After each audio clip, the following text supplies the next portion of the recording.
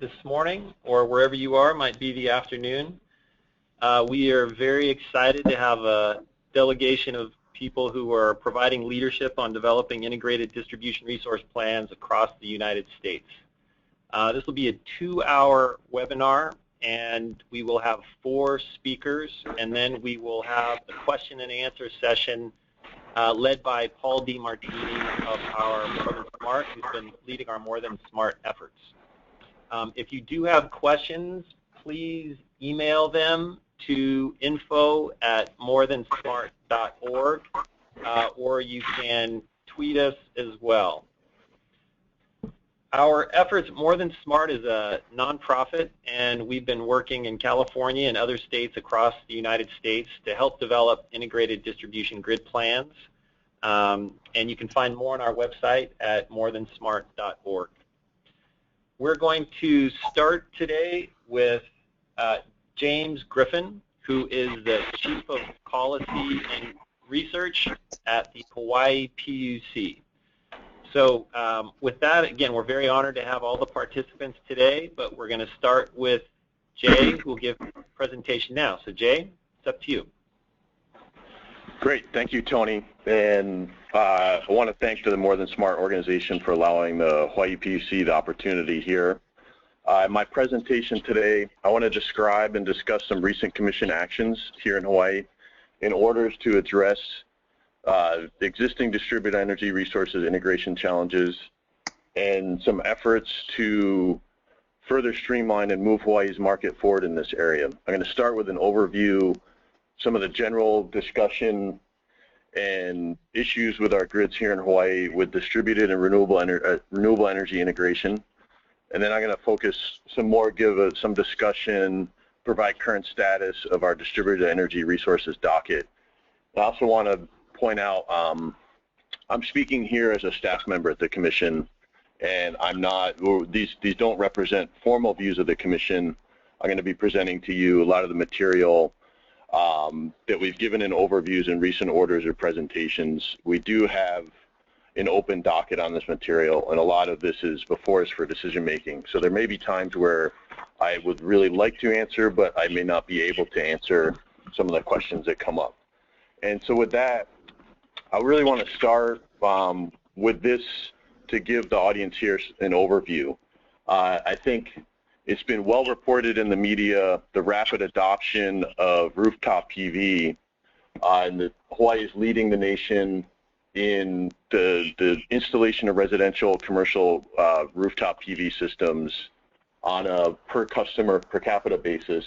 But I also want to point out that with the addition of a lot of utility scale solar generation coming online, that each, and I'll go into this in more detail as I go forward, but Hawaii is emerging, becoming a world leader in the adoption of solar PV and the operation of the grids with this high amount of both distributed and utility scale generation.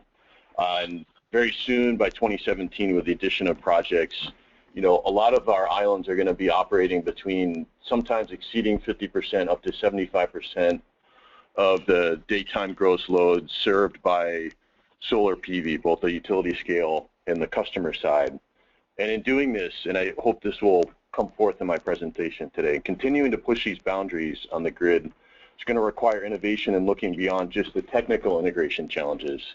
Although those technical integration challenges are important and are going to require new solutions, technologies, and investment into the system, but reaching the affordable high renewables future that the state has set out on, it's going to require increasingly lower cost energy supplies, so that both when we look at the integration costs and the cost of that energy, we still maintain affordable energy for our customers here.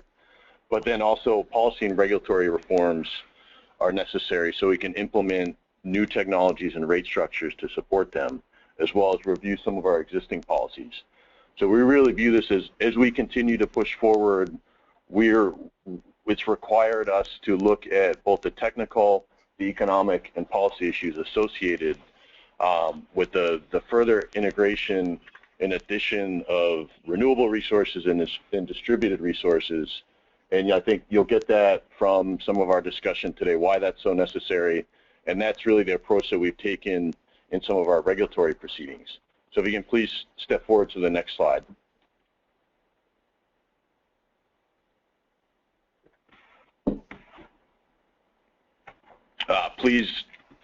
There we go.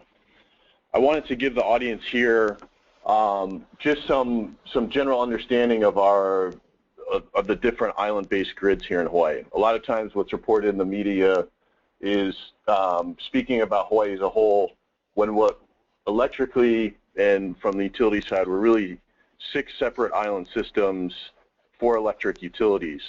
One, the Kauai Island Utility Cooperative is a member-owned cooperative, and then the other 3 companies are part of the Hawaiian Electric companies. Hawaiian Electric Company serving Oahu, the Maui Electric Company serving the islands of Molokai, Lanai, and Maui, and the Hawaii Electric Light Company serving Hawaii Island. And really what I hope you'll see here, one, on each of the islands is shown the current renewable penetration and some of the system characteristics. And the state has a wide diversity both in the size of the systems and the resources available.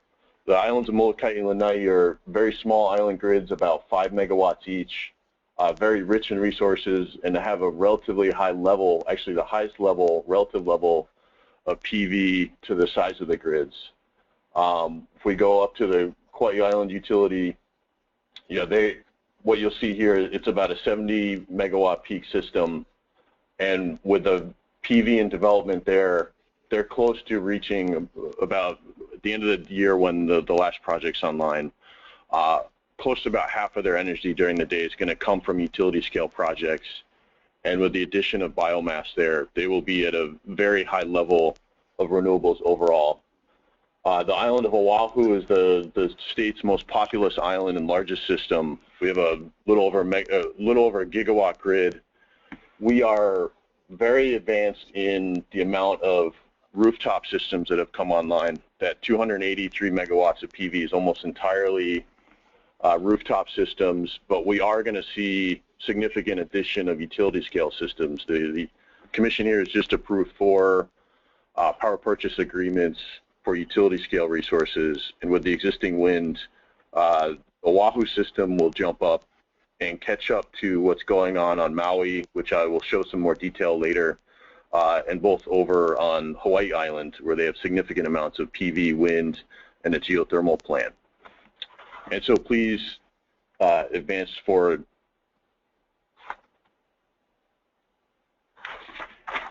Okay. I wanted to give, again, this has been fairly well reported in the media, the significant growth in rooftop PV here in the state. What I'm showing here is the growth in cumulative installed capacity year over year since 2005 here in the state. This is current up to 2014. It's been very well documented, the success story here. And what we saw, particularly from 2006 through 2013, was exponential growth with near doubling in capacity each year. The market did slow down starting in 2013 as Hawaiian Electric changed some of their interconnection policies, which put a lot of customers in an interconnection queue and a backlog. But even during that period, there was growth on some of the lower penetration circuits.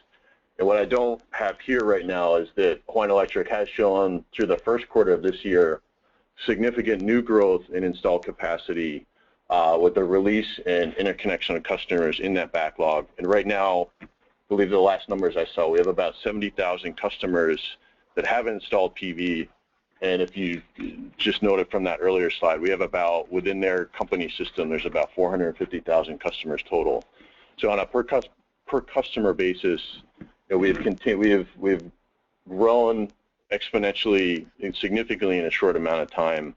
And that has come with some challenges here that we've been addressing as we've gone on, and particularly as we look forward with some of the distribution planning activities in our regulatory proceedings we're looking to address through future actions. So if you could please step forward.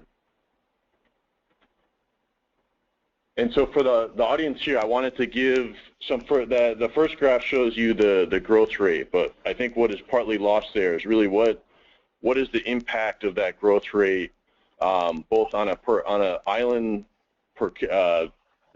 distribution system basis, which I'll show here in the next couple slides, and then also at a system level basis. And what we saw is that growth occurred.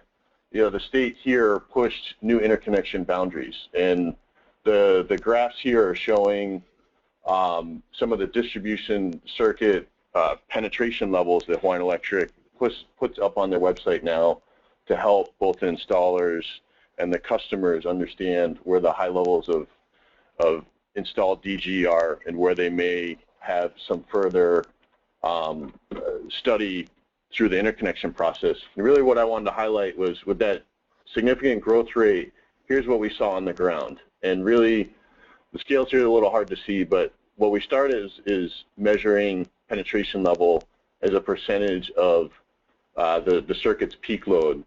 And at this time, as we started around the 2010 through 2013 timeframe, it was really looking at the 15% level was deemed as a high level of penetration, and we saw really quickly, this is showing a map of Oahu, in most of the populated areas, particularly residential areas, circuits quickly hit that level.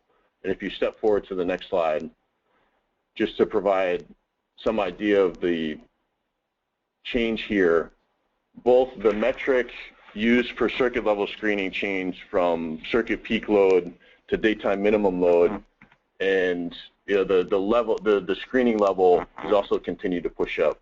So the graph on the left shows the status of circuits at the beginning of 2014, and what you'll see was a significant number were over 100% greater DG capacity relative to circuit's daytime minimum load. And as those boundaries were continued to push recently, the slide on the right was showing the status on this island as of Friday, July 31st. And we have a significant number of circuits now at 250% and greater, particularly at 120% and higher. And so for the island of Oahu, about 33% of the circuits are over 120%. For the Hawaii Island, it's about 30%. And for Maui Electric, that's about 15%. And so a couple of things. One, I think it's been well publicized that this has not necessarily been a smooth process, but the utility has continued to push the boundaries to accommodate this further demand.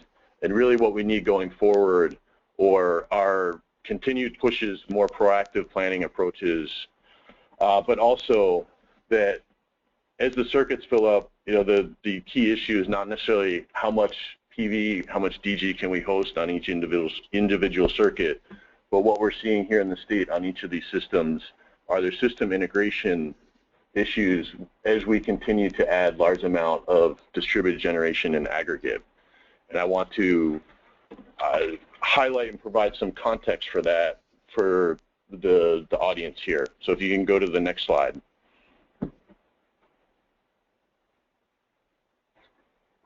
Here what I've done is I pulled on the Hawaiian Electric Company's website. They have a little link here called Renewable Watch, and this shows in close to real time some of the grid operational characteristics for the screen will show each day and then the previous day. So I looked at this. This graph here is from Maui Island as of last Friday. What I wanted to do here is both try and give you some flavor on these smaller islands at just the high levels at a system for the amount of PV and wind that we have. And the graph here is showing the system load, or the blue curves. The lighter blue is the gross load, and the net is subtracting out the customer side PV. The orange line is showing the estimated amount of PV on the system, which at this point is almost entirely customer side. And so for that day, it was about 30 megawatts. In addition to the wind was almost at full output at close to 70 megawatts, so about 100, and the gross load was about 170 megawatts. So about 60% of their energy in the middle of the day is coming from wind and distributed solar. And I pulled the graphs, but I didn't have time to go into them here. On the Hawaii Islands and Kauai, they're all at very similarly high levels with a slightly different mixes of renewable resources.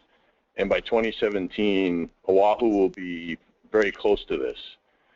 And what we've seen, and to continue to push our bar higher, there's several integration challenges that emerge, both in how we have to operate the system. One, that now the aggregate amount of individual systems on most of the islands exceeds the largest generating unit. So we need to look at these as large resources on the system.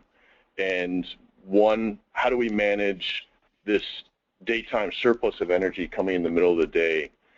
And in this case, highlighting on this island, on many days, further additions of solar are pushing out and curtailing wind.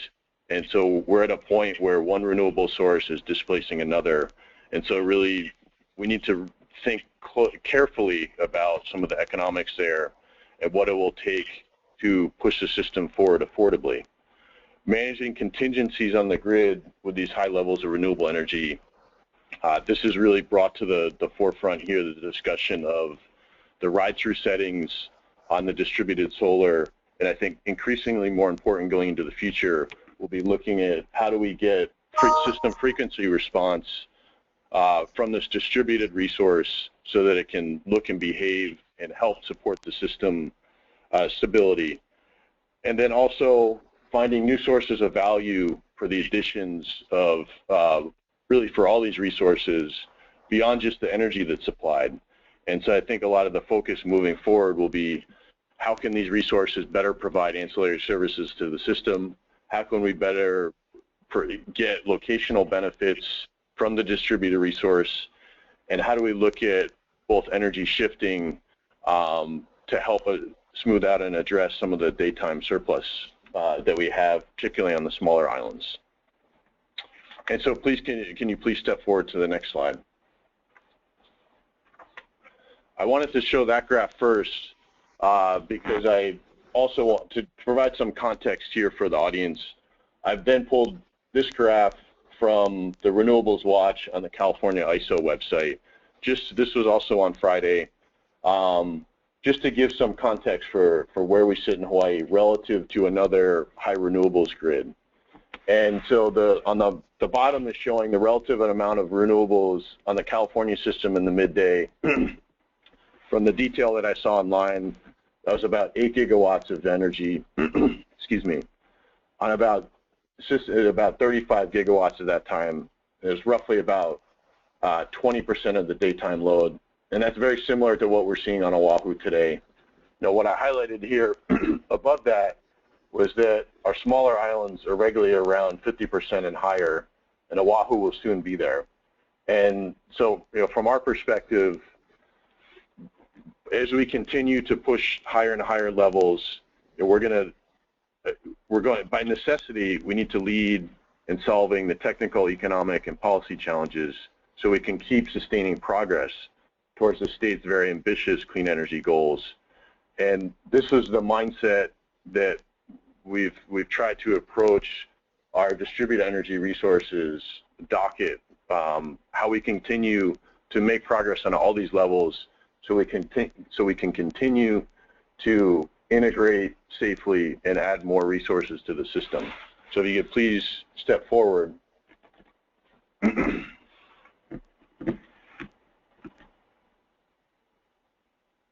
Okay, I wanted to shift into giving an overview for the audience here of one of our key regulatory dockets addressing distributed energy resources. On March 35th, the Commission issued several orders addressing distributed resources. A couple of them one was addressing an older docket that we had, clarifying the interconnection process for installing battery systems that operate in parallel. But really the focus was on this distributed energy resources policy docket. If you look on our website, you can track and follow this. It's docket number 2014-0192. And this was open in 2014 to receive the Hawaiian Electric Company's distributed generation interconnection plan. This was a plan that we asked for about a year prior, or it was in April of 2014. And it was really to address and try and to be more forward-looking on that plan was asking for the types of advanced inverter functions necessary to operate the system with these high levels of renewables from distributed generation and circuit level hosting capacity analysis so that we could proactively plan further the investments needed in further integration of distributed generation.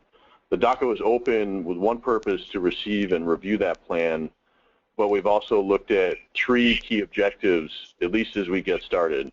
One was to clear the existing interconnection backlog that existed, particularly at that time, that has to some degree been addressed since the latter part of this of 2014 through current.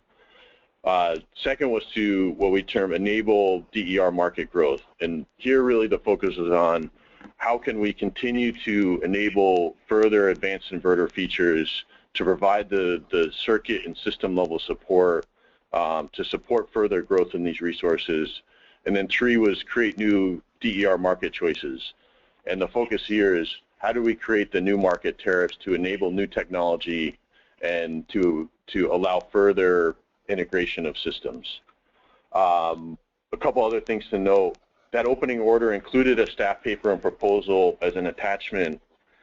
So for those looking to get further background, I encourage you to look at that document. That was really provided to the parties here as a way to help facilitate further discussion and guide some of their collaborative efforts. And I want to talk, and I'd also want to add that the docket is in many ways a continuation of the collaborative efforts that the Commission and others have started through prior efforts, particularly the Reliability Standards Working Group. That was a process that started up several years ago, led to some of the recommendations and the efforts to move the planning for distributed resources forward. So if you could please step forward to the next slide.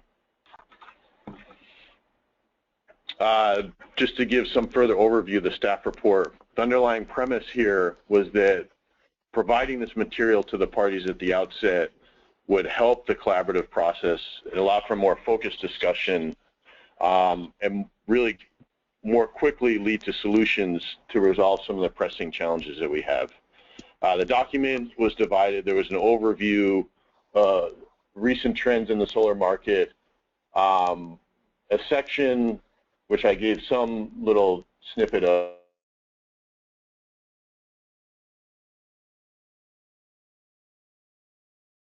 and integration of renewables.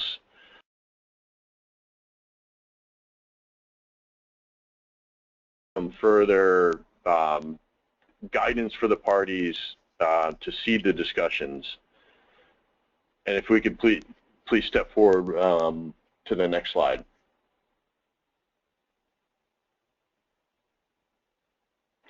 What you'll find in that document was, in reviewing the company's distributed generation interconnection plan, the Commission staff tried to summarize and prioritize what we viewed emerging from all the information as the key near-term integration challenges.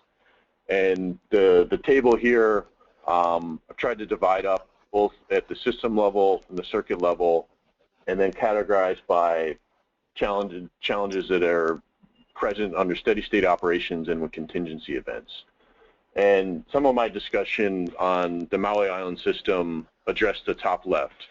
And these are looking at really the high amount of energy from renewables, particularly from solar, coming in the middle of the day, and what is needed to address some of the potential overgeneration. I mean, we are seeing on some of the islands that the addition of these resources are forcing curtailing other renewable generation, and the need particularly to go forward and accommodate and integrate all that renewables coming on the system, the ability for resources that can provide frequency regulation and address some of the other ancillary services needs that grow on a high renewables grid.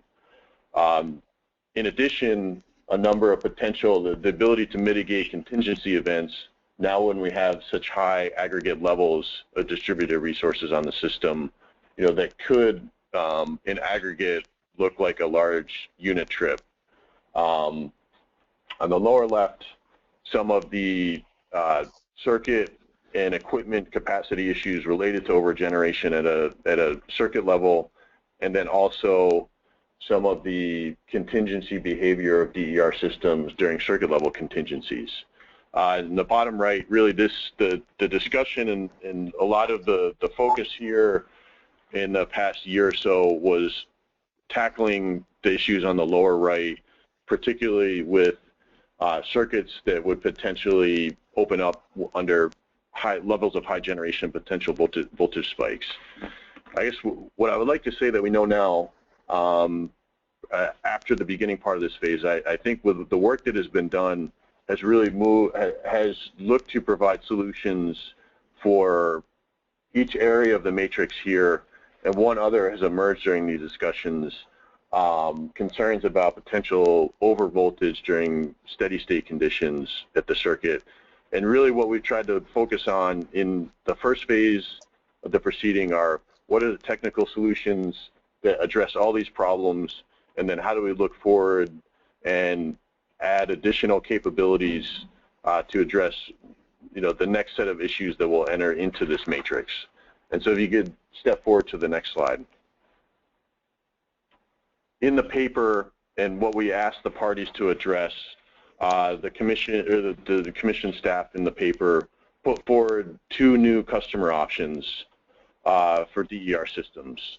And here the guiding principle moving forward as opening up and enabling options, that we develop them in a way that non-participant customers are held harmless or benefit from either customer side development option. And the top, what we've termed a customer self-supply option, really this is a true customer choice option where we tried to allow for further integration of systems where really the generation on site is managed through a variety of means and is primarily there to offset the customer's generation, and that so there would always be an opportunity for customers to have that choice. And then a second option was termed as a grid supply option, and these would provide the terms for export of power onto the system to supply wholesale energy to the grid on each island. In the first phase of the proceeding, we've asked the parties, we asked them to stipulate to an agreement, to a global agreement, but that did not happen. But we do have, the parties have briefed and offered their ideas on these options. And if you'll step forward, I'll give some of the overview and context of where we stand right now on this docket. We just concluded, a little while ago, we concluded the phase 1 period, which we asked for the collaborative process to stipulate and come to terms and bring proposed solutions forward to the Commission that would address those 3 key priority areas that I talked about: clearing the backlog of interconnection requests, enabling further DER market growth and choices. So that material was submitted to us in late June. The final statements of position came in from the parties. That material is before the Commission right now for consideration, so I can't really talk. I hope to give a follow-up to this in the very near future where we can talk about how these near-term issues were resolved by the Commission.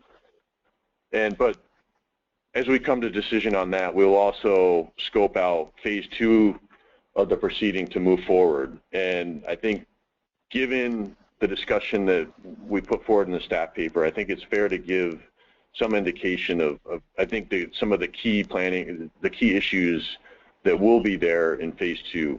One is further review and vetting of further look at Hawaiian Electric Company's distribution plans and methods there.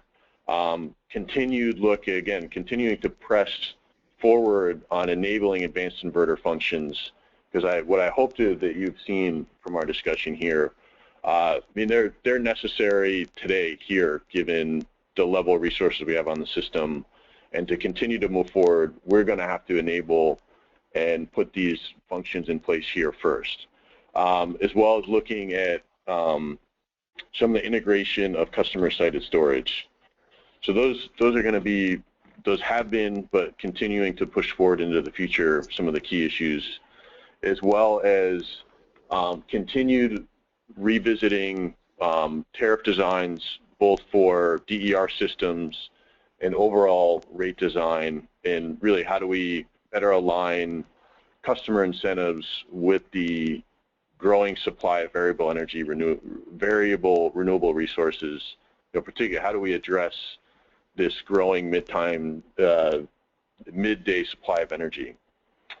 Let's see. With that, I think I want to conclude for now. I think as I pointed out earlier, you can follow this on our website through our document management system. The docket number is 2014-0192.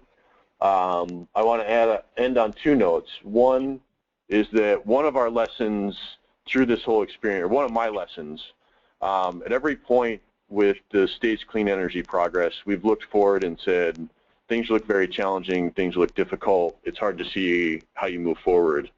And as I look back, the things that we thought were challenging, we have found ways to address them and continue to make progress. So I continue to be optimistic as every step that we move forward, but we do keep pushing new boundaries. Second, I want to thank, again, the opportunity to share some of our current progress in this area with the rest of the audience here. I want to thank my staff for all the work that they put into this. These are huge undertakings, as I think any of the panelists here will be able to say. I also want to thank our stakeholders.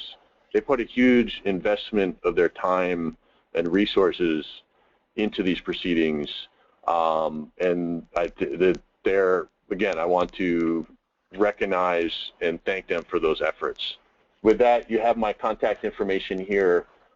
Please feel free to reach out and contact me anytime. Thanks. Excellent. Jay, thanks so much. This, as we know, and why today's focus of our webinar is really highlighting the states that are in a brave new world of looking at DER going onto its distribution grid. So some of those numbers you showed of over 50% of DER going onto the grid, you guys are really out front of seeing that in terms of on your system. So from Hawaii, we are going to jump to New York, where we're seeing some of the innovations right now of restructuring the entire electricity sector. James Gallagher is the Executive Director at the New York State Smart Grid Consortium, and we're very excited, James, to have you on. You've been there since the beginning. So with that, why don't I hand off to James for our next presentation. Also, just one note is all these webinar, or the presentations will be on our website. This webinar is also being recorded if you wanted to check it out later. So with that, James, on to you. Okay, great. Thank you very much, Tony. And I'd like to begin with the same form of disclaimer that Jay gave, a very good disclaimer at the beginning of this presentation, making it clear that I am speaking for myself, and I'm not speaking on behalf of the New York Public Service Commission or the staff of the commission. My organization, New York State Smart Grid Consortium, which I'll describe briefly, was one of three organizations that co-led a major working group effort that is in the process of concluding, along with the staff of the New York PSC and Rocky Mountain Institute. So with that, I'd like to focus on some of the key aspects of this working group effort, some of the key things that are coming out of it, let you know some of the progress we made. So with that, could you please move to the next slide? Just very briefly about what the consortium is, so you know where I'm coming from. The consortium is a nonprofit organization. It was established in New York in 2009. The idea of the consortium was to bring together the key entities. Most of the key entities are involved in grid modernization in New York, including the major utilities, the New York ISO, the Power Authority, research organizations including NYSERDA and Brookhaven, the Long Island Power Authority, as well as major universities in the state. And this past year we expanded with a new associate member category to bring in technology companies that are very active in this smart grid space, and then we moved to integrate more DERs into the distribution system. Some of our new members include Solar City, Smarter Grid Solutions, Direct Energy, Boom Energy. So the idea here was that we would have a forum to identify some of the key barriers to improving the grid and having a way that we can cut through red tape and talk to one another quickly and try to identify solutions. Next slide. In terms of our mission, besides just maintaining a vision of the future grid, I'm just going to zoom to the bottom three priorities, which really set the stage for what I'll talk about. Our focus, and the focus of all the members of the consortium this year, was number one on real-world projects.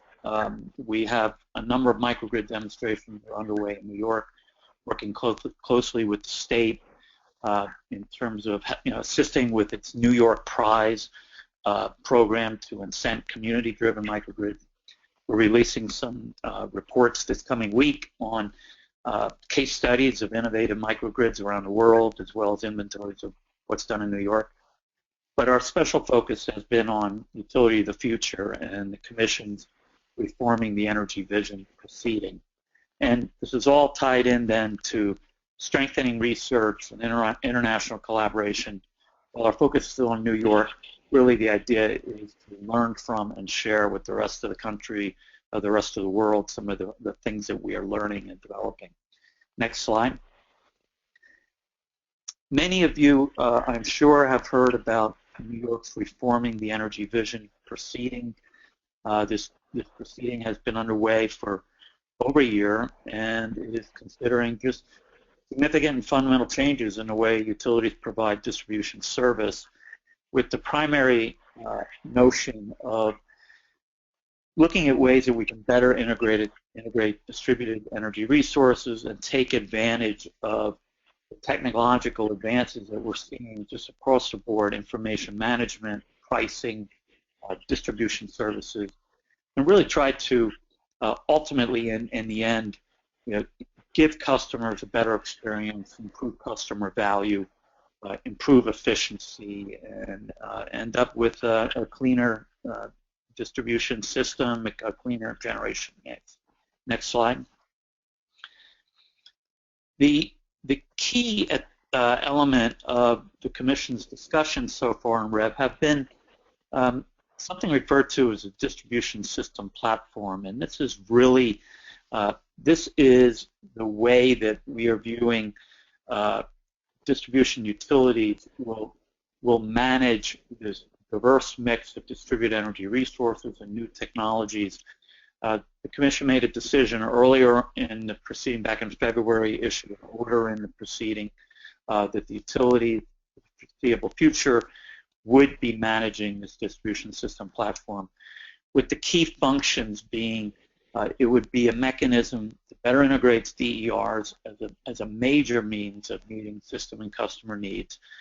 And it would be an effort to optimize operations by better balancing production and load in real time and at the local level. So it's taking a lot of those principles of balancing load and supply on the wholesale level in the bulk power market and applying them to a local distribution system.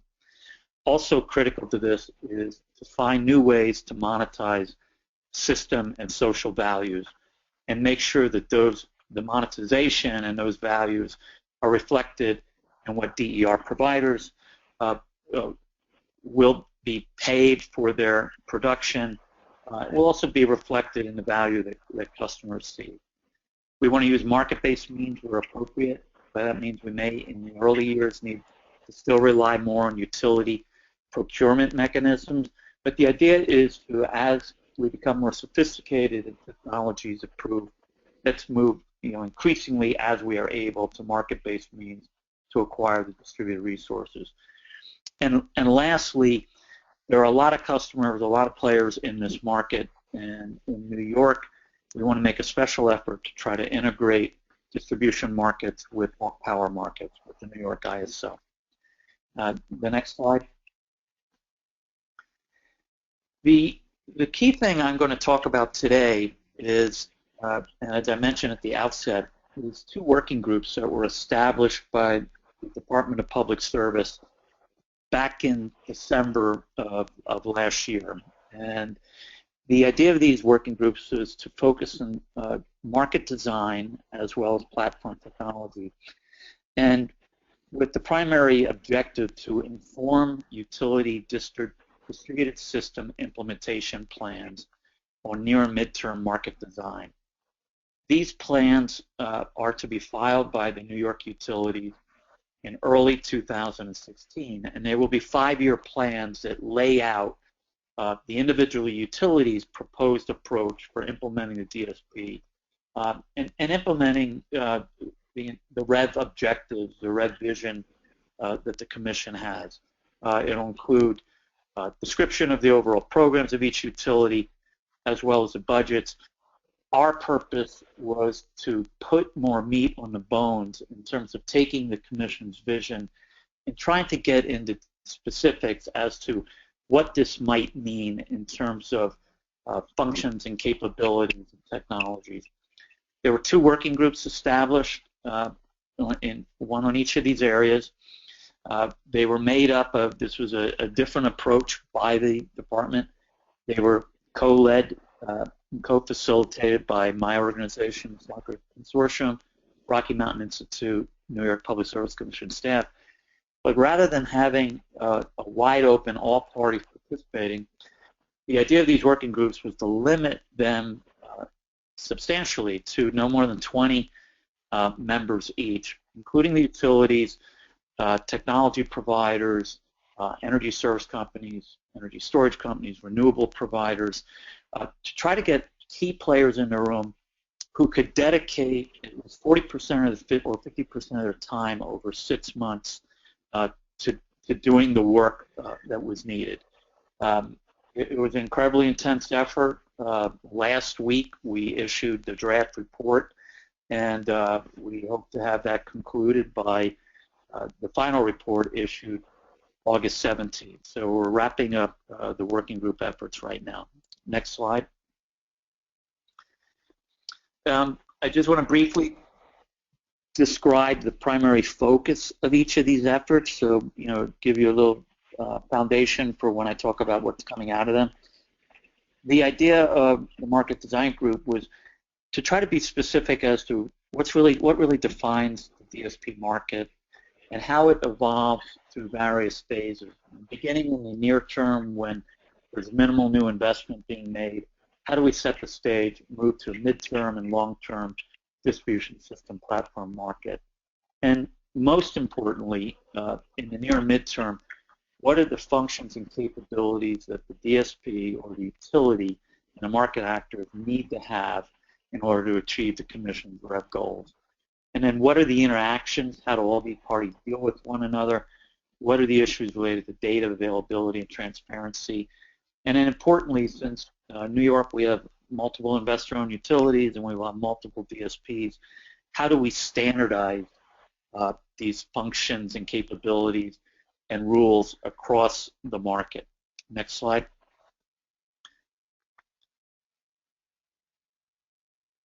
And on the technology side, the working group, the idea was to take the output from market design and try to identify, okay, given those technology, given those functions and capabilities, what are the technologies that are needed to support those functions and capabilities? And also, in doing this, identifying to the extent we can, what are the key interfaces where standards and protocols may need to be developed? If there are not existing efforts to develop standards and protocols, what new efforts need to be initiated? And then lastly, what are the technology and human resource gaps and options that we need to think about and make sure are fleshed out going forward? Next slide. We laid out during the working group effort just at a high level where we felt we wanted to go with market design. And when I say we had this is really the leadership team of the working group, the consortium, the staff, and Rocky Mountain Institute, just to try to put a trial balloon out there that we could design towards, and taking the REV principles and trying building towards them. With number one being optimizing distribution system operations, where appropriate, using competitive markets, and again, and this is important. Initially, the focus of our DSP markets would be on trying to acquire distributed resources to address utility operational needs and to offset or defer distribution infrastructure investment. So the way we are viewing this initial rollout of the distribution system platform, the primary focus is going to be on acquiring distributed resources to defer distribution system capacity investments and also to aid in distribution system operations. And importantly, also, was that the DSP markets would complement and that we would not be attempting to replicate existing New York ISO wholesale market products. So the focus isn't on energy. The focus is on acquiring resources that are going to immediately benefit distribution utilities in terms of deferring capacity and helping in the operational area. Next slide. As I mentioned before, the idea would be that basic market design would be uniform for DSPs, but the value of products, and this is at the heart of a lot of what we're trying to do, would be based on the specific location and time that those DER, those distributed resources, are provided, are injected into the system. So we want to move towards a better awareness, better understanding of locational-based pricing, as well as temporal pricing. We want to evolve as capabilities increase. We want to create, ultimately, a locational-based distribution system adder, a D, that would be added to the bulk power market's locational-based marginal price.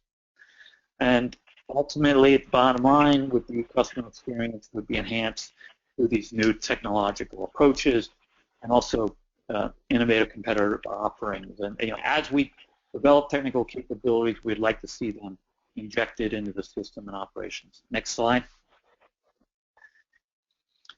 And in platform technology, I'm just going to briefly mention, at the same time, we looked at how we can improve grid operations, improve real-time visibility, improve penetration of advanced system intelligence, strategic implementation of AMI and advanced metering where it was determined appropriate, and also to make sure overall that what we're doing is cyber secure. I mean, this is something that, as we're going through the process, we all became critically aware that we are creating a lot of new opportunities and portals to get information from the distribution system.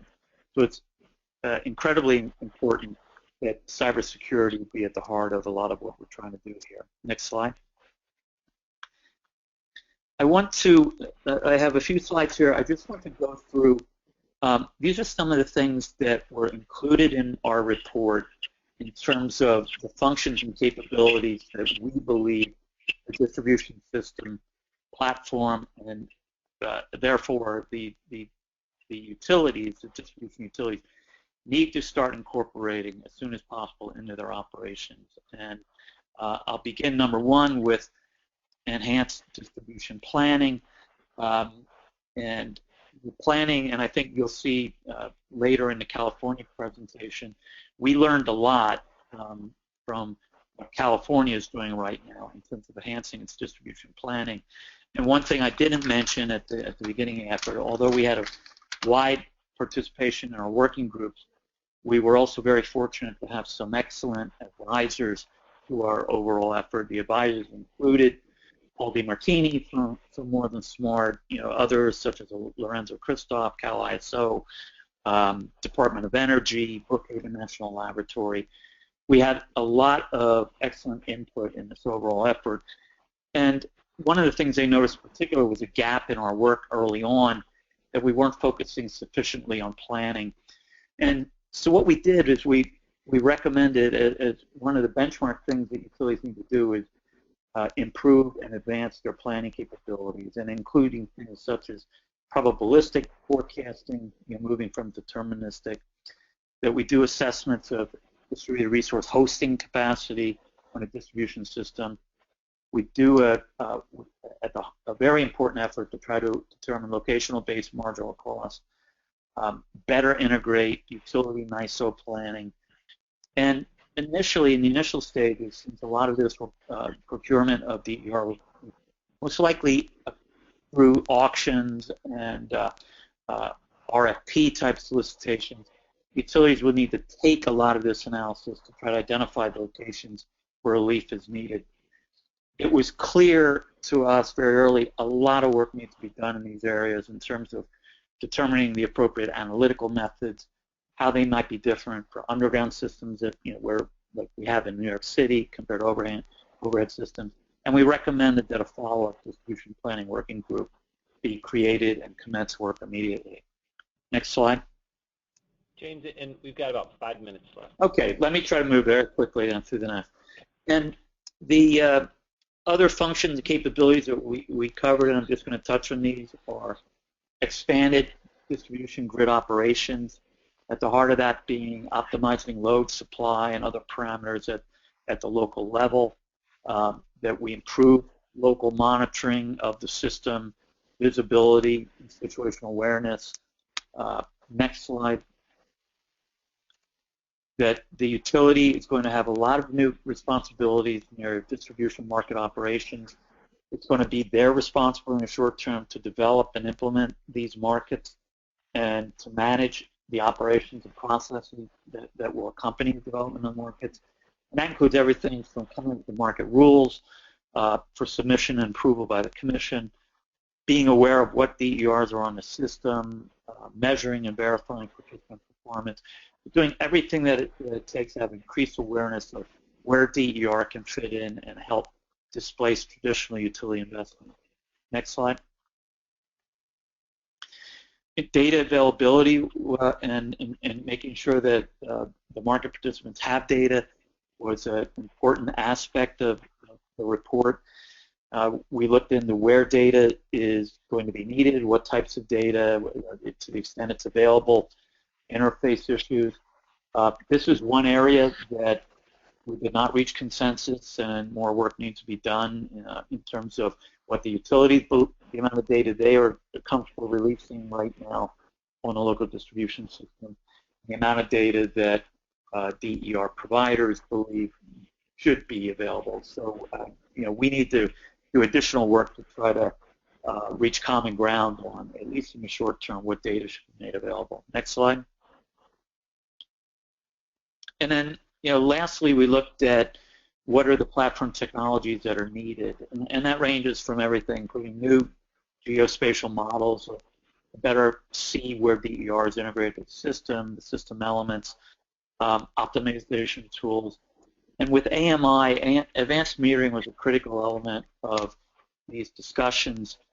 And where we ended up with advanced metering and AMI is, since our primary objective is acquiring DER resources to meet utility capacity and operational needs, our immediate needs for advanced metering are for the DER, with the DER providers as well as active customer participants.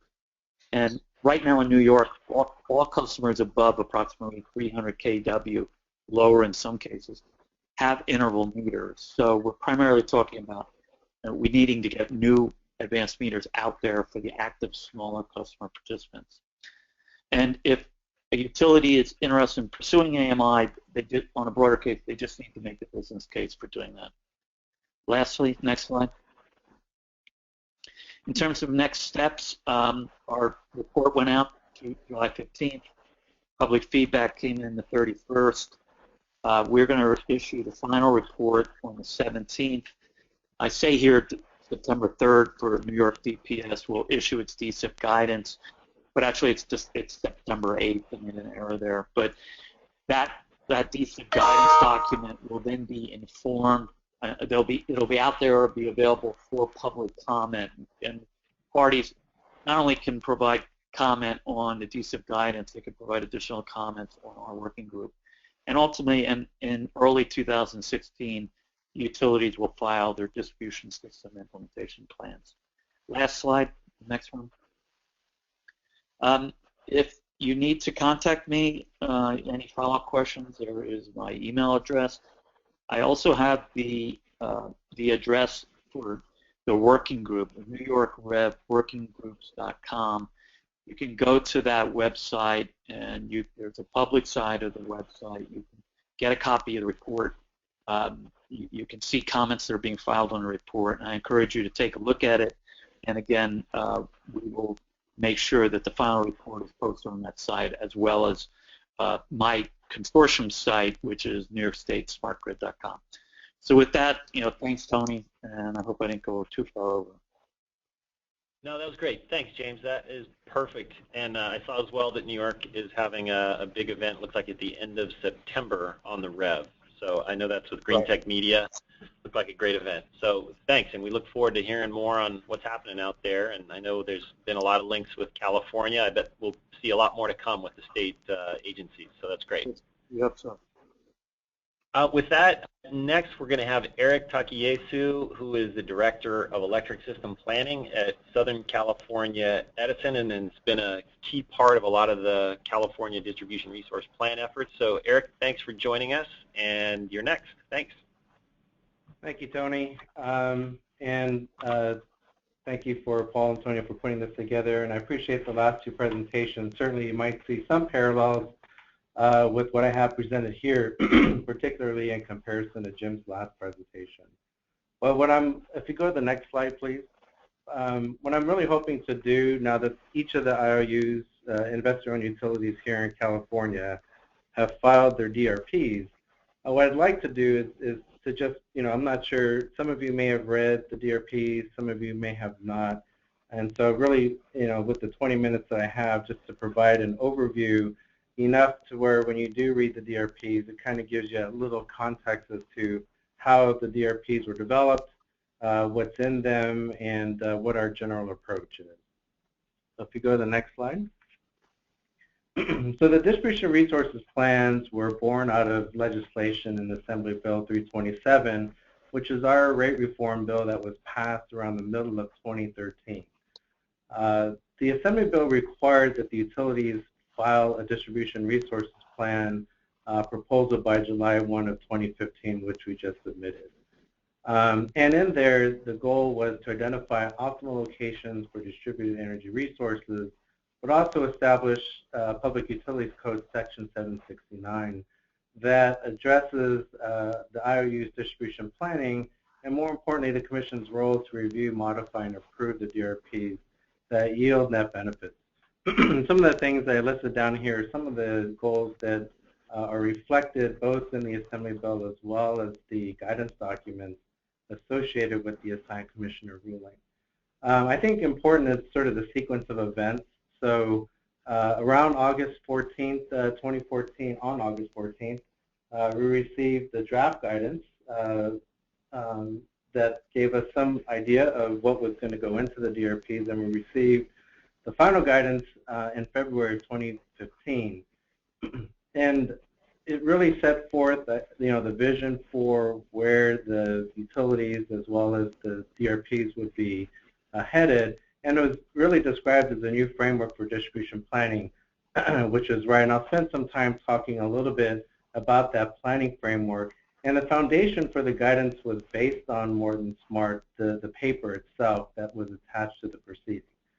And so I'm going to go over, sort of the general structure, but overall, there was a pretty tremendous focus on planning itself, as alluded to by Jim in the last presentation. Go to the next slide, please. So the new framework for distribution planning is really to support the California GHG reduction targets. It's to begin moving the utilities towards full integration of DERs, not just in system planning, but in terms of operations and really the investment to modernize the distribution system to prepare for higher penetration of DERs. And I think you heard in both presentations about the need to enable customer choice and the use of technologies and animating more opportunities through grid services. And these goals really are reflected, I think, in all the DRPs to really position ourselves and our approach to the filing to create this plug-and-play distribution system for DERs. So if you go to the next slide, please. So if you, the final guidance and the steps that are identified in there, this describes, I would characterize this as a general structure of each of the distribution resource plans. So there may be some variations, but overall, it sort of highlights the major areas that each of the utilities follow. So in addition to the policy goals, the largest effort in terms of both the DRP, the engineering analysis, and the More Than Smart has been in this, what I'm calling Chapter 2. ICA stands for Integration Capacity Analysis, and that's the same thing as hosting capacity as referred to earlier, locational value, and then demonstration and deployment projects that are also required as part of the DRP. There's some good discussion in each of the DRPs around data access, proposed policies and procedures for both sharing utility information as well as third-party information. There's discussion around existing tariffs and how they could be potentially modified to incorporate locational value and how they interact with existing interconnection policies. And then there's a chapter in each of our DRPs around safety, standards associated with safety, any regulatory and grid barriers to deployment and opportunities to overcome those barriers. And then finally, coordination with state planning processes, general rate cases, and really sort of the phasing of next steps between where we are currently with the DRP and what we can expect really between now and 2020. So just kind of the general structure of each of the DRPs that you know, whether you read SCEs, San Diego's, or PG&Es, they'll all have the same sort of look and feel to them. Let's go to the next slide, please. So this is the slide on integration capacity analysis, and one of the things, or one of the requirements that the utilities are required to provide is to, one, have a uniform approach to integrated capacity analysis and provide the results of that via online maps. So the utilities had an option of modeling their entire distribution system or to use a set of representative feeders. And, you know, I think the idea there is that, you know, each utility is maybe at a little bit of a different place relative to the tools that they currently use, the approach being taken to use their existing tools to come up with these results.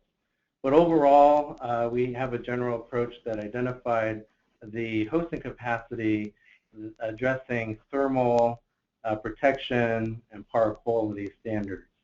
And each utility divided their circuits into segments, and we displayed each of those, and I have just a very, you know, kind of a snapshot version of each of the tools that are accessible through each of the utilities' websites. And there's descriptions of how these maps can be interpreted to identify, you know, how much capacity exists for varying technologies. And I probably forgot to mention that in the Assembly Bill, as well as the guidance document, is the definition of what distributed energy resources are, and to, you know, how are we planning for the capacity for those various technologies. So the definition for DER in this context is distributed generation, energy storage, demand response, energy efficiency, and electric vehicles. And in either case, you have distributed energy resources that pull energy from the grid, charging batteries or charging electric vehicle chargers, or pushing power out to the grid like solar. So each utility took an approach considering the varying technologies and how that could influence the capability of adopting DER on specific segments within each distribution feeder. So some key takeaways from that analysis. One is it's directly proportional to the distribution voltage. So the higher the voltage of the distribution system, the more raw hosting capacity was available, and the capacity itself would diminish from distance from the substation. So the closer distributed energy resources were located to the substation, the higher the capacity was identified, and the opposite is true, that the further you get out from the substation, that capacity begins to diminish. Next page, please. Another aspect of the engineering analysis, I'll characterize it as that, is locational net benefits methodology. And this is really, if you think about, understanding where capacity exists on the system and having a methodology by which locational net benefits could be calculated, it sort of begins to form the basis of, what the optimal location framework would begin to look like. And the bullets that are shown here are really the value components that comprise of this net locational benefits methodology. Each of the, as investor-owned utilities, we are aligned in the methodology in terms of how these value buckets are modified for locational value and how those values are calculated. And just by way of background, these values initially come from the E3 cost effectiveness calculator called the Distributed Energy Resource Avoided Cost Calculator, or DRAC. So the methodology, as you'll see in each of the DRPs, take these value components and propose methodologies by which to modify them for locational value. Next slide, please. The next requirement was to develop distributed energy resource growth scenarios, adapting or adopting the state-level forecast that has assumptions around the penetration levels of distributed energy resources. So each of us took those scenarios and adapted to our system, geographically dispersing that out to the distribution feeder level to understand the impact on distribution planning and the system itself. So scenario one is I would characterize as kind of business as usual, current trajectory, and that's sort of reflected in Edison service territory by the map here on the top, where the penetration levels are not that high. Scenario two is sort of a high growth case that has larger growth assumptions, and scenario three are around meeting the various goals. So you can see in each of those cases how they're dispersed geographically helps us understand the impact to distribution feeders, the types of modifications that would have to be made, and really the overall technologies to modernize the distribution system to really begin to proactively prepare for a world in which we have higher penetration of resources. Next slide, please. And each of the utilities will be proposing or have proposed demonstration projects as part of the distributed resource plans. And the 5 listed here are uniform across each of the utilities. A couple of these are really intensive studies, such as really stress testing the integrated capacity analysis and taking it further to remove, for example, constraints for reverse power flow, and another one being demonstration of optimal location benefit analysis. here we have a methodology, how does that apply to an actual location?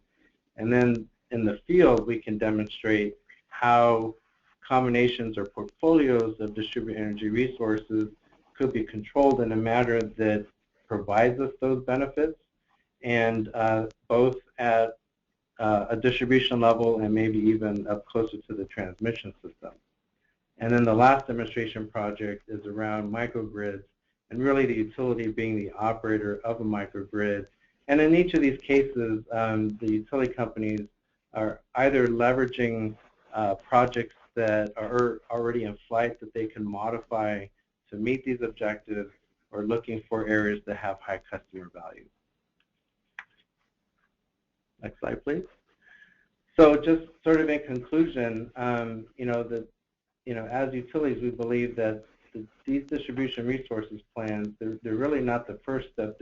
They really are a very important step towards meeting the visions established in the DRP, incorporating the DRP results into planning and operations, facilitating the DER development, really the role of utilities to facilitate technology deployment and to really help us move towards the full integration of DERs and continue to keep pace with technology innovation.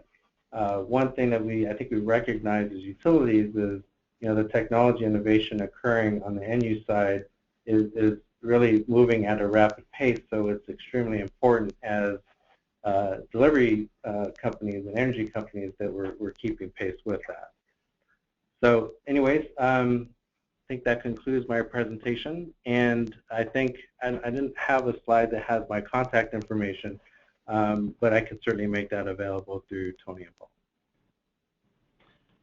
Excellent. Thank you. Erik, thanks so much for the time. I'm sure most of our listeners have read the 1,000+ pages of documentation for all those DRPs combined, so good homework. Just for those online, there was an excellent presentation by, at the moment, both SCE as well as PG&E have done 2-hour webinars that are on the PUC website that go over the DRPs in much more details with Q&A. So I'd encourage folks who want to dive a little bit deeper to go on to the CPUC website. The links are also found on our website at morethansmart.org. At this time, we appreciate everybody joining. Because this is a popular topic, it also means that all the people on our panel have a lot of demands to speak on this topic. Chris Villarreal, I'm not sure. Chris, have you joined us? I think he is still in a meeting that is literally going over their current distribution resource planning efforts as we speak. So, Chris, are you on? So I think what we will do, Chris might join us a little bit late, but he's literally in a meeting in Minnesota. Chris is the head of Director of Policy for the Minnesota PUC, so we still want to hear a little bit more from him. But this is probably a great time to introduce Paul DiMartini, who's led all of our work at More Than Smart around the distribution grid, to lead a question and answer session with our existing panelists. So again, thanks for everybody for attending, and Paul, I'll hand off to you. Thanks, Tony. So I appreciate the discussion has been great, and thanks all the panelists for sharing the insights from each of the states. So maybe, starting with that, maybe ask each of you to kind of share what lessons have been learned from the multi-stakeholder discussions that you've had in each of your states, and in particular, what's worked well, and maybe what are some things that, going forward, or for those that haven't started yet, what might they, think about as they try to put these multi-stakeholder discussions together. So maybe, Jay, if I start with you. Sure. Thanks, Paul. Hopefully this is coming through okay now. It's a great question. We've had I've been at the commission almost 3 years now. The more flexible stakeholder collaborative type process was something that started a few years ago, somewhat new here in Hawaii. And I can point to 2 examples where this has been successful.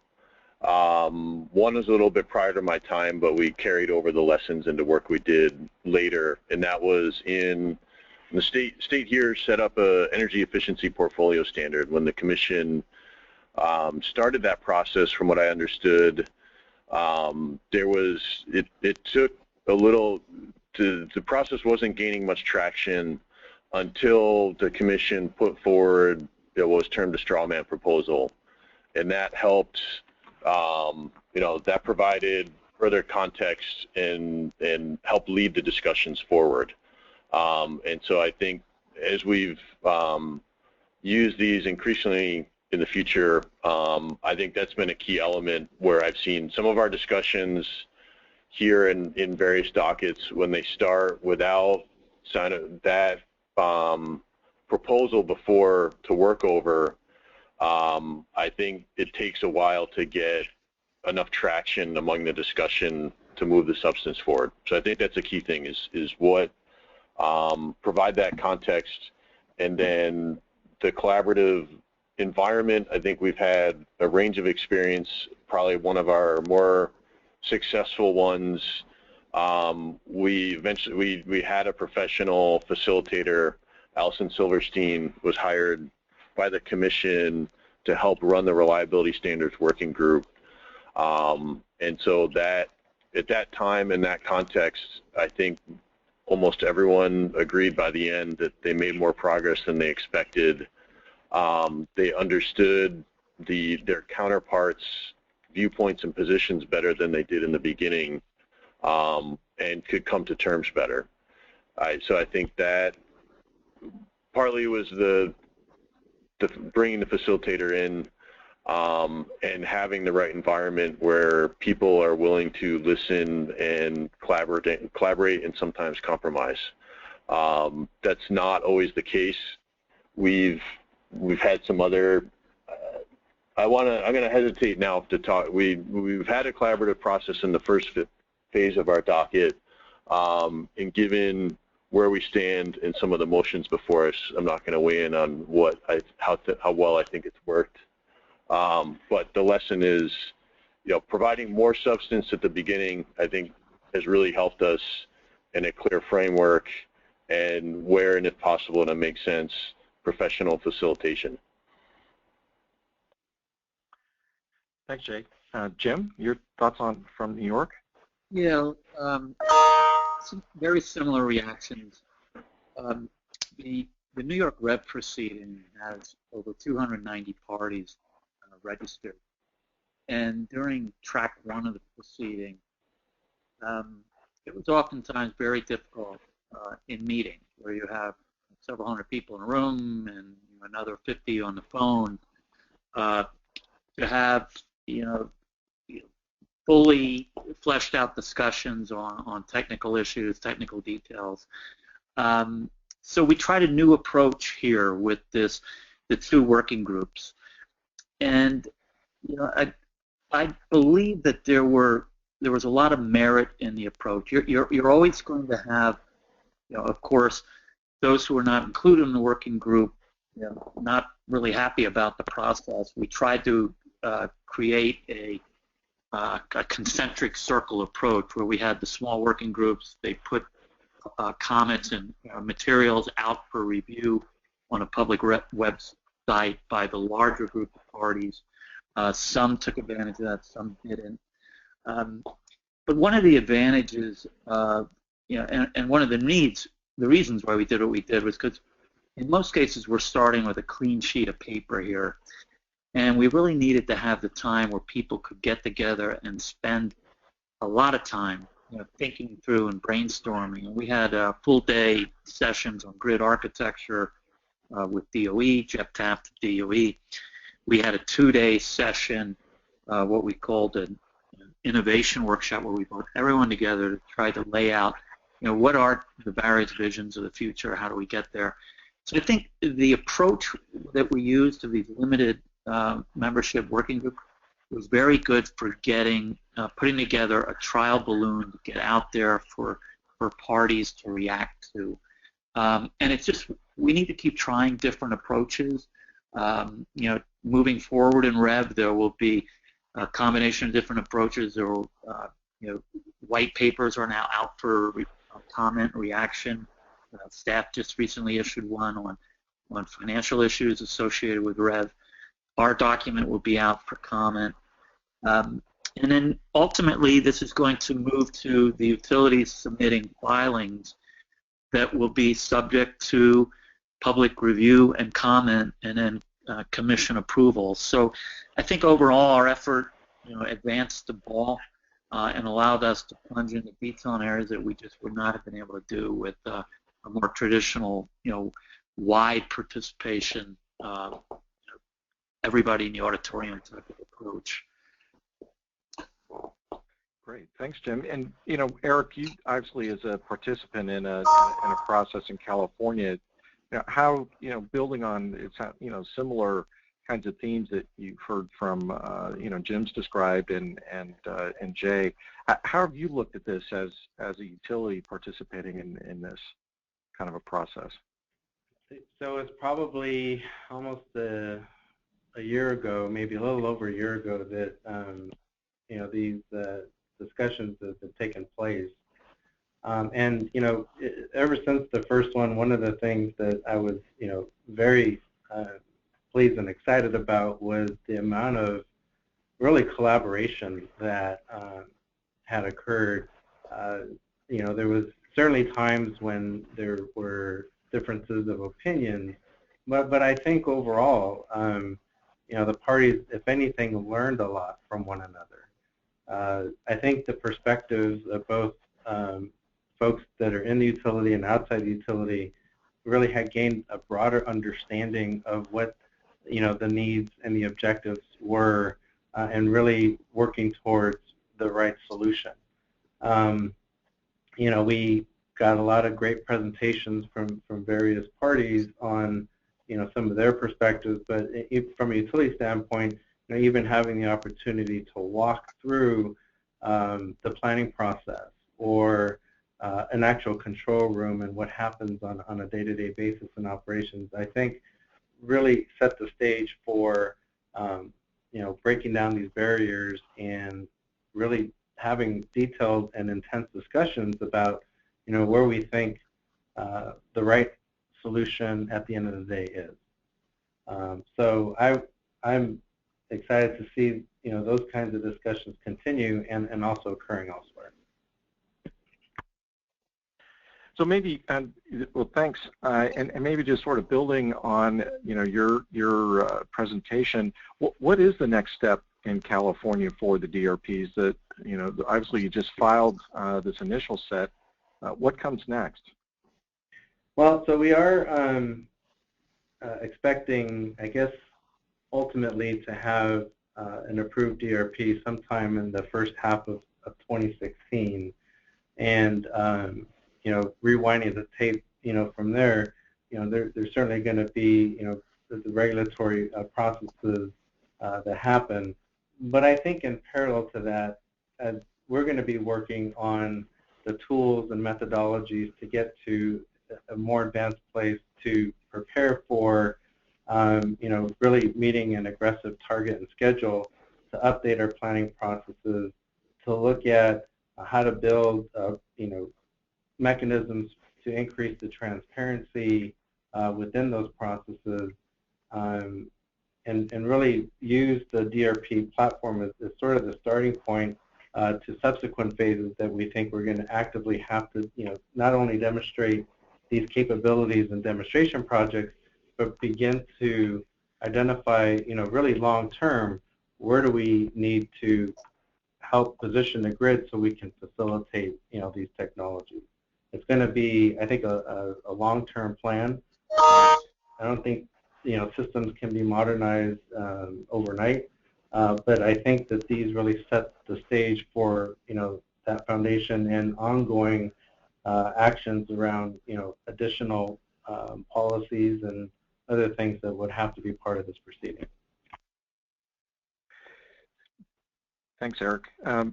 Jim, obviously there's some parallels in terms of timing of how California is proceeding in the time horizons and what has been outlined in the draft MDPT report.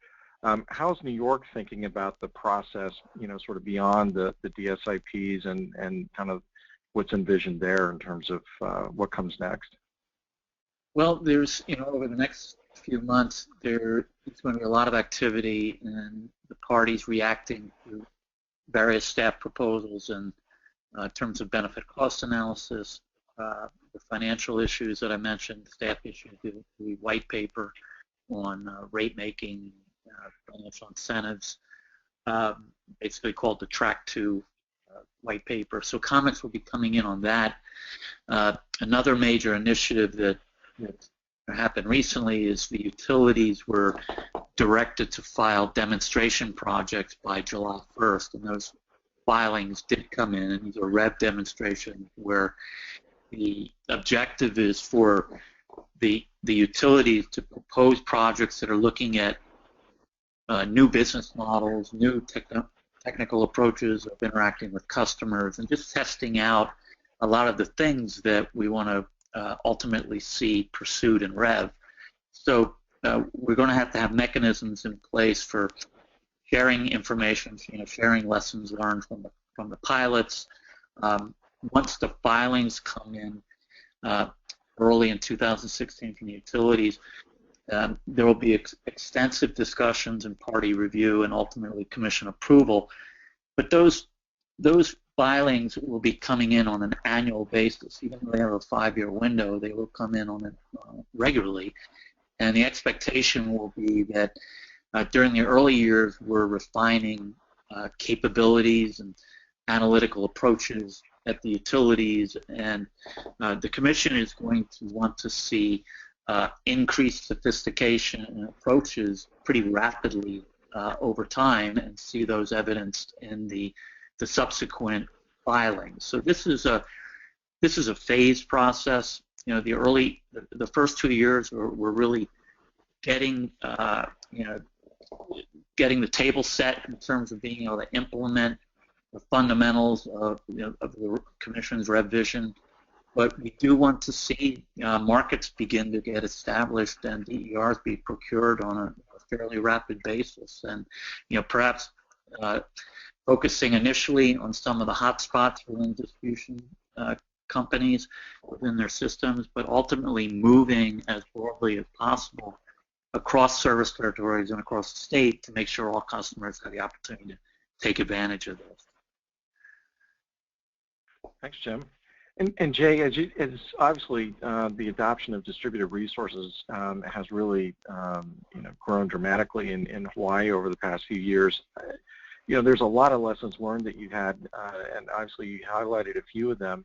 For those states that are not quite at that level, certainly at the front end of the adoption curve, if you will, what are some of the things that you would take away, and maybe that they, the other states and other stakeholders in those states might want to consider, given that they may have time to organize or anticipate what's coming?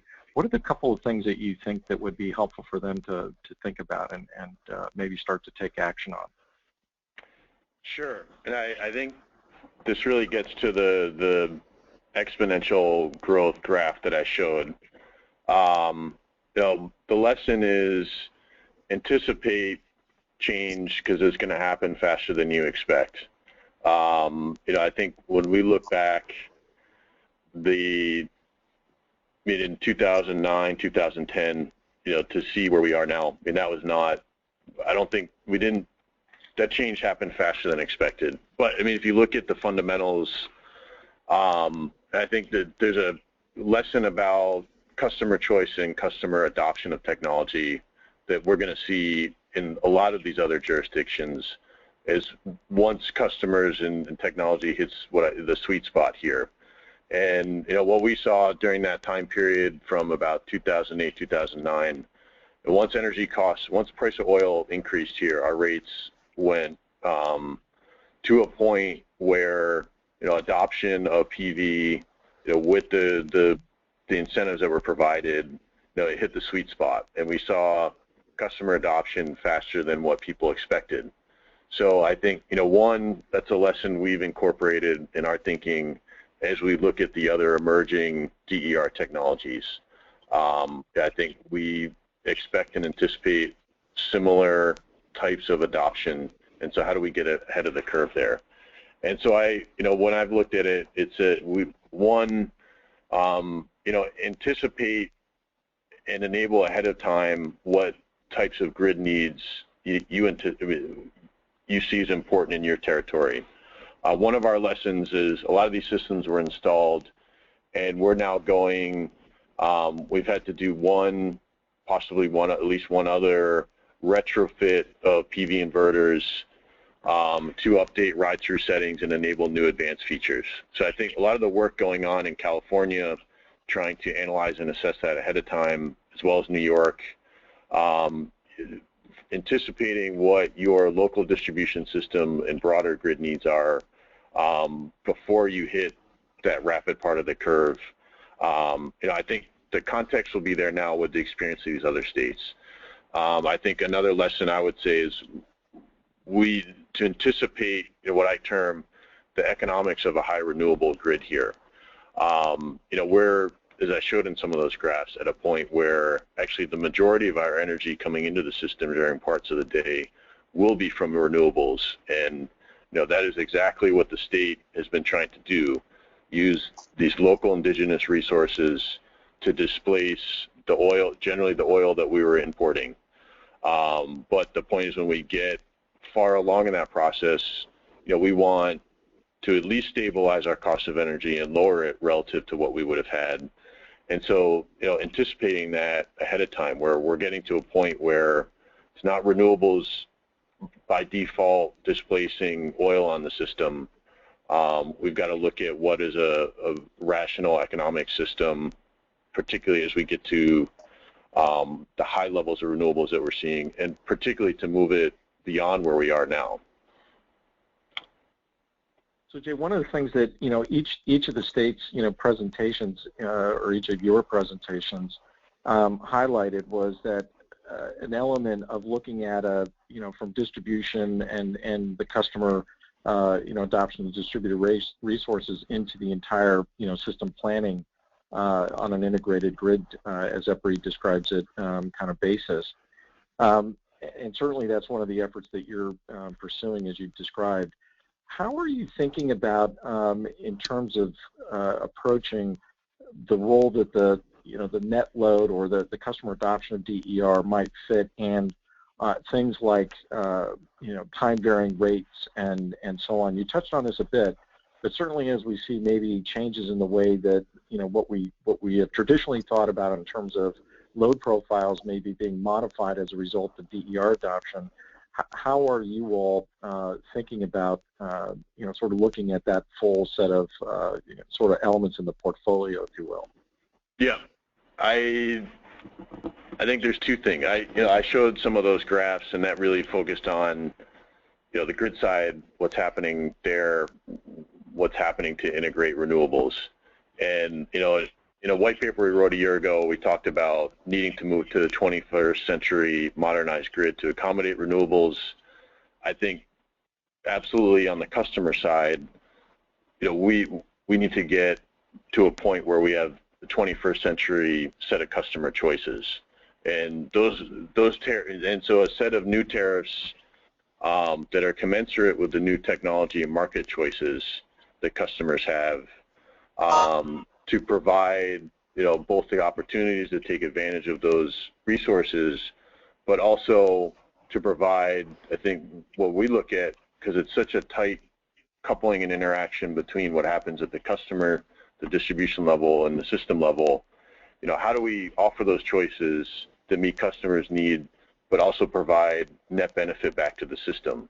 And so how can some of those new choices and tariffs enable new grid-supported features to help meet the system needs for the high renewable? I think in a lot of these other areas, there's been, and I think we do have some value here, the locational value, but I think what you saw, in our case, it's really the time element, that certain times of the day we're going to have a potential excess abundance of renewables, and just as you said, how do we price that in a way that customers will respond, and also be able to provide some of those grid services needed to support the overall power system.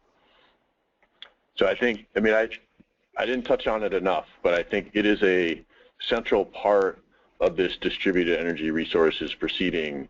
How do we create the right new set of market choices to enable the new set of options for customers, but do so in a way that provide benefits to the broader system and support this high renewables future.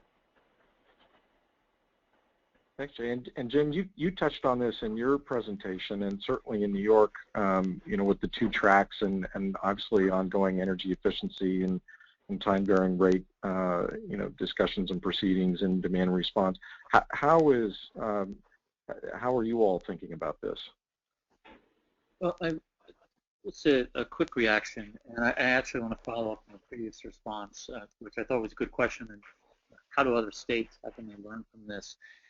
I think a lot of what we're doing here in the planning area, procurement approaches, they can be common across, you know, states, and a lot of work needs to be done in refining the analytical method and sharing that knowledge. And you know, as we need to learn a lot more, we're going to be learning from what's underway in other states, but we all need to share that.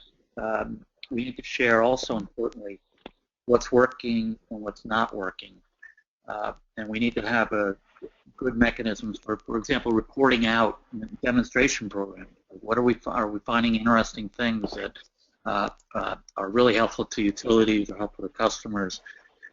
The whole rate issue, I think there are going to be some hard decisions that have to be made ultimately down the road as we get better information on locational-based marginal costs of the distribution system.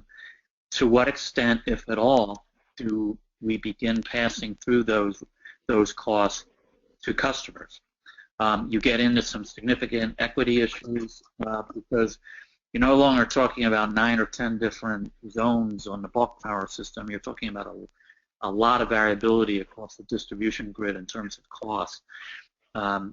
Right now, we're looking at, you know, identifying those locational-based costs as a way to better reward and provide incentives for DER providers. But ultimately, we're going to have to think through to what extent that gets carried through to pricing. And I think the last point I want to make is that we haven't touched on at all is we're talking about encouraging a great deal more of distributed resources, and we need to not lose sight of the local environmental impacts of everything we're doing. So a key part of what we're doing is going to be how we monitor, how we make sure that what we're doing is not only enhancing the environment, resulting in clean energy mix, but how do we make sure we're not doing some local harm that might result from certain types of DER. So there's a lot that we have to do, but I think there's a lot of opportunities to share results and information as we learn in California, Hawaii, New York, and other states. Thanks, Jim. And Erik, certainly in California, there's a lot of discussion with some of the, you know, across the proceedings between energy storage, energy efficiency, demand response. There's, you know, the new integrated demand side management proceeding, in addition to the distributed resource plan proceeding. So how do you see California tackling these questions, and certainly with, you know, an increase, you know, proposed increases in the RPS target within the state to meet the greenhouse gas goals? So there's probably several areas that I think you touched on there. You know, all the way from, you know, the customer adoption and what happens sort of, you know, locally at the distribution system, all the way up to how do those assumptions for distributed resources, how do they match up with, you know, the conditions and the processes and the forecasting at the transmission level. So one of the things that, you know, we continue to have discussions around is, you know, there's really kind of 2 forms of distributed energy resource growth that you know, we're kind of seeing. One is just sort of the native natural adoption of technology customers, seeking lower cost alternatives and that sort of thing. And there's sort of a directed approach where the basis of the distribution resources plans are to identify locations where higher penetration levels have locational value. I think was touched on by the various presentations. So an example of that is if there is a project that could be reliably deferred by using distributed energy resources, that goes beyond just sort of the natural growth of distributed energy resources. So I think as we move from where we've been to where we're going to go, we really have to consider just the whole spectrum of assumptions that we use in sort of past processes that sort of guided, directed decisions around how the grid is changing, and particularly around how we forecast the impact of both load and distributed energy resources. So if you think about it from a one-way perspective, a one-way grid is somewhat challenging, but utilities have done that for a very long time. But when you mix into that, technologies that modify load shapes happen behind the meter, this is where you start getting into the interaction between, a distribution resources plan that's addressing the planning piece, and maybe even behind the meter resources and how those are proliferating. So I think that kind of going forward into the future, and then really maybe even the next subsequent steps, post-filing, is really getting our arms around those different processes, the assumptions, and how do we begin to marry, the customer adoption, the forecasting, from the distribution level up to the transmission system. Thanks, Erik, and again, want to thank Jay and Jim for your additional comments. So I'll pass back to Tony.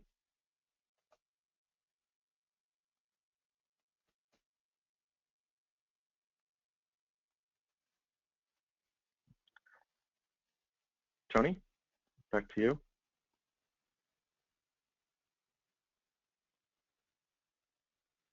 Sorry, can you hear me now? Yes. Okay, sorry about that. Thanks. No, I appreciate it. We are just going to take a couple of the questions that we got over the internet, and then we'll hopefully wind down a little bit early. So our participants, if you guys have some brief answers to these, that would be great. The first is from Rachel Golden from NRDC. She just asked about how the temporal values of distributed resources are integrated into the different proceedings. The locational values are clear, and it would be good to hear their thinking on how to value and create market signals for temporal DER values as well. So Jay, do you have an answer to that? Yeah, I can give the short answer. We have, within this proceeding, in our staff paper we touched upon it. I mean, I think given what I've shown, we're going to have surplus of energy in the middle of the day, and so we've looked prominently at time of use, time varying rates, as a means to address it. Before us in the phase 1 issues, there's a proposal to address it, but this is cut across a number of areas. The Hawaiian Electric companies just recently submitted proposed time of use rates specific to electric vehicles. The Kauai Island Cooperative has also submitted different variation on a time of use proposal. So I think, without saying too much more, this addressing the right customer side incentives for both their consumption and supply of energy, is particularly on these high solar grids with our current kind of mode of operation of exporting during the middle of the day. We have to address this temporal. A key part is addressing the temporal pattern of energy and what price signals people see. So I think it's clear. This is front and center for us at the moment. Great. Erik or James, do you guys want to provide a brief comment on that, if at all? Yeah, this is Jim. Just very quickly. Within New York, the larger DERs already have access. The they will basically receive the value of the hourly commodity prices on the spot market. What we're focusing on now is the distribution level, and we need to develop the analytical methods in order to better calculate both the locational base as well as the temporal base, the time-based variation locally. So I mean, that's a work in progress, but that's ultimately what we want to end up with. Great. Erik, do you want to add anything? Yeah, just a real quick answer. I mean, I think that is work in progress. You know, the DRPs that we filed in California address one aspect of that, and that's really the locational values and how they're calculated. And then from a temporal aspect, you know, there are different scales on those value buckets. Some of these are hourly, daily, and some of these are static. You know, when we think about project deferrals and things like that. So I think that there's some work ahead of us to determine how this can turn into something beyond that. Great. And Erik, here's a brief question for you from Jennifer Hendrick from CEA Advisors. Erik mentioned filing updated DRPs in early 2016. It seemed from the DRPs that the utilities were in agreement that the DRP contained one-and-done material and could be incorporated into annual distribution planning in general rate cases instead of filing DRPs on a biennial basis. Pretty specific to that, but do you want to comment on the biennial filings recommended by the California PUC? Not sure if that's clear. No, that's clear. So I think that's a really great question, and it's one that we've had quite a bit of conversation about. And so just briefly, the California DRPs are required to file a DRP on a biennial basis at least, I think it was a period of 10 years or something. And so one of the things that the various utilities have proposed is, you know, when you think about the full volume of what was filed in each of the DRPs, there's certainly aspects of those that would transfer themselves to a planning process. So, for example, you know, we did a lot of work around integration capacity analysis. You know, that's really more a matter of refinement now and integration. We proposed some things around developing frameworks for project deferrals, but these are the types of things that would find its way into an annual planning process. So one of the things that we'll be working on, you know, really with the Commission is that set of things now that continue to be part of the DRP, because we understand that things are going to be evolving and changing, you know, from now, you know, over the course of time. I think having a biennial update is a good thing because it allows us to adapt and formulate policies, procedures, and other things that, you know, sort of keep up with this changing environment. Great, Erik. Thanks so much, and thanks for all of our panelists. Apologies for Chris Villarreal, who was unfortunately still stuck in his PUC Commission meetings. He had warned us. So we hope to hear more from Minnesota in the future. They are doing a lot of great work with the E21 effort. I recommend anyone interested to go on to their website. It's also on our website. So with that, thanks to everyone for participating. All of the slides, as well as a recording of this, will be on our website within 24 hours. Otherwise, we will be doing monthly webinars on other topics, as well as talking about more on integrated distribution grid planning in all of the states represented with us today. So again, this is Tony Brunello. Thanks all for joining. Take care.